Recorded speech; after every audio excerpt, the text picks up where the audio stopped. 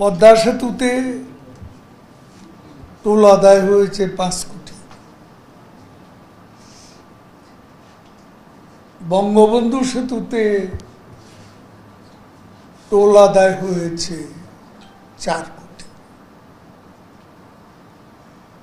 তাহলে সমস্যাটা বিএনপি আর ফখরুল সাহেবদের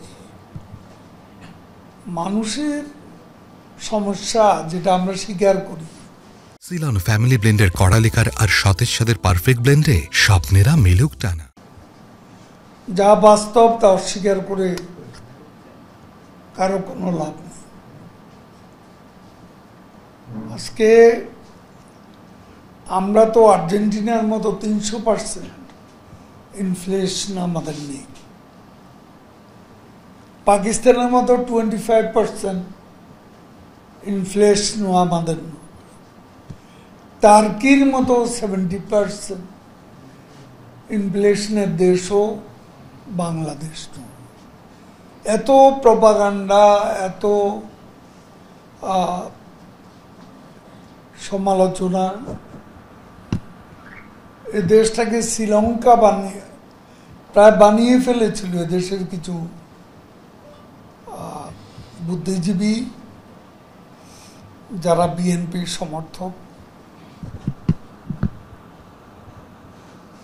তো সেখানে আজকে ইনফ্লেশন আছে বাংলাদেশে, অ্যারাউন্ড 10% ইনফ্লেশন আছে। আমরা যেটা সত্য সেটা আমরা চাপা দিয়ে আমাদের কোনো লাভ নেই।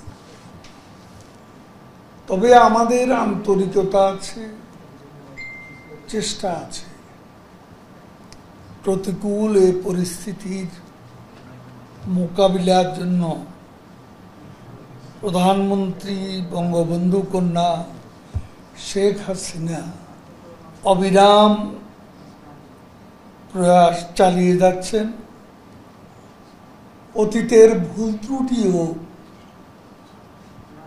সংশোধন করার মানসিকতা আমাদের প্রধানমন্ত্রীর রয়েছে, আওয়ামী লীগ সরকারের সে মানসিকতা আছে।